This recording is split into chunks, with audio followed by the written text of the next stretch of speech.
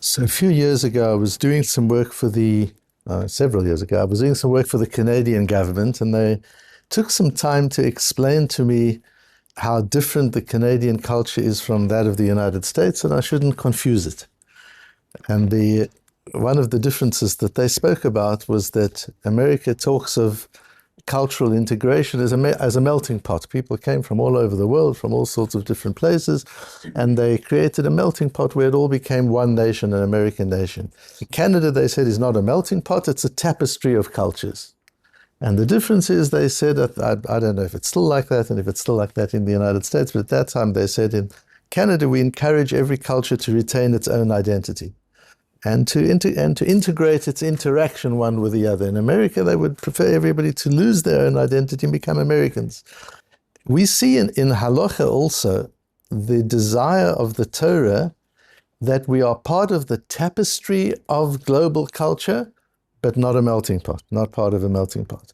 And that's key to understanding all these halachot that we're talking about in Avodah Zarah, in this part of Avodah Zarah, about the wine that we can and we can't drink, the bread that we can and we can't use, whether we can use the oil, biשולי, עכום, which we're talking about now, being able to eat things that have been cooked and prepared in non-Jewish kitchens. This is all about creating intimacy, as we said some time ago, that intimacy is not just about the people that connect in intimacy. It's also about the people that are excluded from the relationship. When we had the sugya on yichud, we talked about why yichud is so important. That to create intimacy between two people, you've got to put a boundary up that nobody else comes into that intimacy. It's not just you and I are intimate, and I'm intimate also with 25 other people. No, it's an exclusiveness. There needs to be exclusiveness in order to create intimacy. And it's today that's not a politically popular kind of idea, that idea of exclusiveness. Today the idea is inclusiveness. You include everybody. If you include everybody, then there cannot possibly be intimacy. And this is part of a debate not only on a social level, it's part of a debate on a national and an international level too. It's the idea of borders. How to what degree do you enforce the concept of borders? There was a period of time not long ago when there was an attempt to eradicate the very idea of borders, that we're part of a global community, that there are no boundaries, no borders. Nations and populations should be able to move freely between one country and another. Well, we see the disasters that is leading to and has led to. So part of all of these harchakot, all of these distances that are created between us and the environments in which we operate in various parts of the world, is to create Jewish community and Jewish intimacy. And where we create community is, we've taught around Avodah, that the way we daven, the way we fulfill our religious obligations, and we've talked about it also in social situations, that the way you create community is also by social boundaries. And those are part of the boundaries that we talk about here. When we come to biשולי, עכום, it's interesting that we see we're actually intersecting between religious boundaries and social boundaries.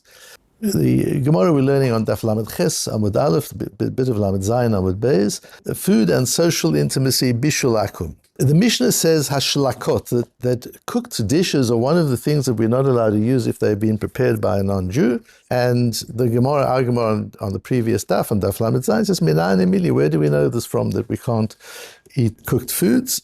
Omer Rabbi Chia bar Abba, Omer Rabbi Yochanan, Omer Kro. Rabbi Chia bar Abba says in the name of Rabbi Yochanan. It comes from a posuk in Dvorim that we're going to read next Shabbos. Omer Kro, ochel bekesef tashbireni va'achalti u'mayim bakesef titein li v'shatiti rak ebra b'raglai. The case where Bnei Yisrael send messages to Sichon, and they say, we just want to pass through your territory, and can we buy water from you? We don't want anything else. We'll stay on the main road. We just want to buy water. From there, the Gemara learns, Kamayim ma mayim shelo nishtanu, af ochel shelo nishtaneh. So from here you learn that you can only buy from the non-Jewish store those foods that have not been changed in form through a cooking process. And that's the idea of biשולי, עכום. You can buy raw foods, and the Gemara goes into our sugya. We'll see different foods that can and cannot be used, but the underlying principle comes from the pasuk. The Gemara goes backwards and forwards, and then at the top of our Amud says, comes to the conclusion, no, this is a midrabanan, this is not from the Torah, it's a law of the rabbis, v'kra asmachta ba'alma. And there's just a pasuk from the Torah that the Rabbanan attached the Isur to, but it's a separate Isur D'Rabbanan. Very strange in Rashi, that Rashi on the Mishnah, on Daf Lamed Hey, where the Mishnah introduces to us the idea that cooked dishes can't be eaten if they've been prepared by a non-Jew, says Rashi, Kol davar shebishlu avodet ovid kechovim va'afilu bichli tahor. If a non-Jew has prepared the dish, even if it's in completely kosher dishes, everything is absolutely kosher, the contents are kosher, the kalim, the dishes are kosher, the pots are kosher, everything's good. There's another problem. V'chulu bishum chatnut. There's a problem of us becoming a melting pot and not a tapestry. Once you start intermarrying into the societies around you, you become a melting pot and you lose your own identity. If we're going to keep Jewish identity, it's necessary for Jewish people not to intermarry with other cultures unless there's been a conversion. However, Rashi on our daf says, "Shelo yeh Yisrael ragil etzlo b'machal u'v'mishteh v'yachilenu davar tameh." Says Rashi, there's another problem with Bishul Akum. What we're worried about is that he'll become accustomed to eat in the homes and the restaurants of non-Jewish people, and he could land up eating something which is treif. Where does Rashi get that from? Where does that, everything we've been talking about is mishum chatnut, and Tosfos actually asks that. It says Tosfos, Perush Rashi, D'Rabbanan gozu mishum d'chayi shema yachilenu dvarim tmeim. Says Tosfos, Rashi says the reason for bishul akum, for not eating food that has been cooked by a non-Jewish person, is in case you come to eat something treif. The non-Jewish person doesn't know what's kosher and treif exactly, doesn't know the laws, they're complicated.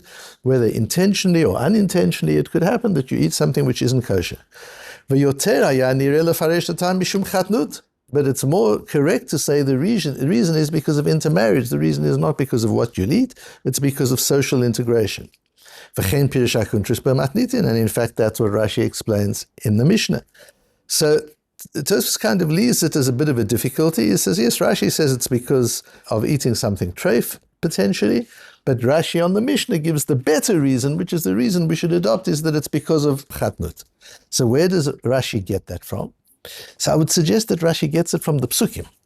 If you look at the psukim that the Gemara brings, Va'eshlach malachim midbar kedei mutil Sichon melech Heshbon divrei shalom lemor.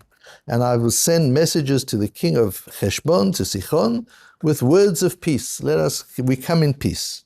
E'bra ba'artzecha, may I pass through your land. Baderech elech, we will stick to the road. Lo asur yaminu small, we will not go right or left. Ocha bekesef tashmereni va'achalti, umayim bekesef titen li v'shatiti, rak ebra b'raglai. Give me food that hasn't been cooked or prepared or anything, and water. Let us buy from you so that we can eat and drink, but we'll stay on the main road. This emphasis of staying on the main road tells you it's not because of chatnus. If they would say, and we'll come and visit you in your cities, we'll come and have a drink in your bars, we'll have meals in your restaurants, we'll mix, we'll integrate with you. But clearly they're saying, Bnei Yisrael is saying to Sichon, Melech Heshbon, we will not integrate with you. We won't even step into your land. All we want to do is stay on the highway. We just want overfly rights. We just want to fly over. We don't want to come anywhere near you. Yes, you'll benefit because we'll do some trade with you. We'll buy things from you. But we won't leave the road. What marriage can there be if you don't leave the main road? Where are you going to marry anybody? What's the chatnus going to be? Says Rashi, you see from the psukim, if you want to say that the Rabbanan took their gezerah and linked it to the psukim, you see there's an additional layer. But what's really interesting in the Rashi, which somehow Tosfos ignores, is the first words in Rashi. Rashi doesn't say v'hashalak midrabanan shema yachilenu davar tameh. Rashi doesn't say that. Look what Rashi says: Shelo yehei Yisrael ragil etzlo b'machal u'v'mishteh. Rashi is careful with every word he uses. Why does he add that first part in? That is because the essential principle in the laws of Bishul Akum, in all these laws of not eating food which has been prepared by a non-Jewish person, the principle is Shelo yehei ragil etzlo b'machal u'v'mishteh. That can lead to two outcomes. The one outcome is intermarriage, and the other outcome, as in the case of Sichon, is even if there's not a fear of intermarriage, there's still a possibility of eating something that is treif. And where you see an interesting example of this is in Shulchan Aruch, in Yoredeh, in the Pischei Tshuva, he brings from the Tiferes LaMoshe that in the case of pat akum, in the case of when you're not allowed to eat bread that has been baked by non-Jewish people, he says, what about if the bread is baked by a person who denies the Torah, a Jewish person? He's a kofar, he denies the Torah, he's a mummer. He doesn't keep Shabbos, he doesn't keep Yom Kippur, he doesn't keep kashrus, he doesn't keep anything. Are you allowed to eat his bread? Says the Pischei Tshuva, yes. There's no issue of intermarriage. He's Jewish. You're allowed to marry the daughter of a mummer. She can do tshuva and you can marry the daughter of a mummer. So there's not the fear of intermarriage. However, if Rashi says what the Chachomim did here by adding the principle of Shema in case you'll eat something which is treif, that applies by a mumar as well. That goes that's not only about integrating among non-Jews, that's an issue of what it is that you're eating. Be that as it may, the one thing that we're seeing clearly here is that this is a principle of integration. It's a principle of melting pot rather than tapestry. That we interact with the Goyim. You see all of these laws that we have here in Avodah Zarah and other parts of Shas and we have in Yerideh. You see, it's all designed to make it possible to live among non-Jews. It's not just, they're not laws to make it impossible to live among non-Jews. They're laws to make it possible to live among non-Jews. But the question is, how do you do it? How do you do it while retaining your culture? How do you do it while retaining your identity? That's the subject matter here. It's not don't mix with non-Jews, and it's not integrate with non-Jews. It's how do you manage this tension of engaging comfortably and productively with the non-Jewish worlds in which we've lived for 2,000 years around the world? How do you integrate in a way that is comfortable and real and productive, but never lose your identity in your own culture? That's what these halachot are for. And shelo yisrael ragil etzlo b'ma'achal u'b'mishteh. And there are different things that can result from that. As a result of this understanding, Tosfos brings the Raavad. And the Raavad says, "Devadai shlakot asur chachamim kshaved kochavim bevashlam beveito." This clearly, if the whole idea, now we'll understand the Raavad, if the whole idea is to avoid integration, it's to avoid melting pot, says the Raavad, this only applies if the non-Jew is cooking in his house or in his restaurant. But if he's cooking in your home, this in South Africa, this always used to be a big shayla because everybody had maids and often people used to leave the cooking to the maids and there were questions of biשולי עכום in people's homes. Says Rabbeinu Tam, in people's homes it doesn't apply. So you see that the Raavad also integrates the two potential outcomes of melting pot.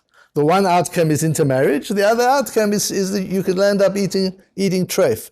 Says the Raavad, both of those don't apply if it's a maid working in your house. It's not going to lead to intermarriage, and it's not going to lead to eating something treif because you've got control over it. Rabbeinu Tam disagrees with that. For Tosfos gives one reason. We see in the Tosfos Harosh and in the Mordechai, it's a law plug. The Rabbeinu Tam says we don't make such differentiations. Once the object has been forbidden, once a non-Jew has prepared food, that's biשולי עכום, and it doesn't matter where or how it was prepared. It's a general gezerah, and that's how we paskin. But what's important is to understand the Raavad's view. The Raavad's view is, since the whole issue is about those distances that you create, which lead to the other problems. They lead to intermarriage. They lead to eating something treif. But the essential gezerah is one of creating some kind of a barrier, some kind of an insulation between ourselves and the society in which we live, that we don't become absolutely part of that society. In that case, it doesn't apply where you employ a non-Jewish person in your home to do a particular job of work.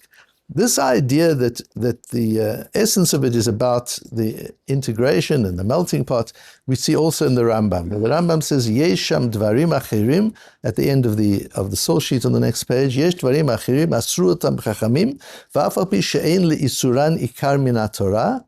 There are certain gzeirot that the Chachomim introduced, even though it has no reference in the Torah. So here the Rambam is not going like Rashi saying that learning on the piece of they attached it to a posuk in the Torah. The Rambam's learning this because this existed long before that. This is separate from anything written in the Torah. The Chachomim felt that this was something important to institute.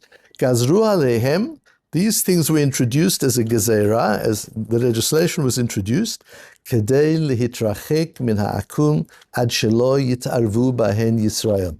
There's the essence of it. The essence is that you don't become a melting pot.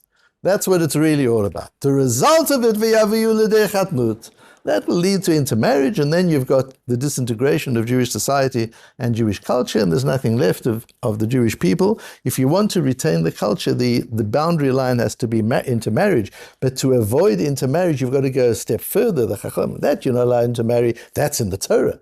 What the Chachamim institute and say is, but if you don't want to intermarry, the principle of not intermarrying is that there's a certain distance between ourselves and the non-Jewish communities in which we live.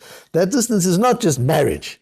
That distance is also the things that lead to marriage. And therefore there are things that we're not allowed to do. You don't on a regular basis, as we've learned previously, have regular drinking arrangements with non-Jewish people, even if it's not yayin nesech. And the question of bread that is baked by non-Jewish people, or bishuleim, or the things that they've cooked, even if there's no fear of trof. This is not about what you're eating, this is about with whom you're eating. A meal is more than food. A meal is where social connection takes place. A meal is where intimacy is built. It was interesting, a study was done a while back ago trying to find the common denominator between successful people across all professions and industries. Is there anything common about people who reach the top of their fields?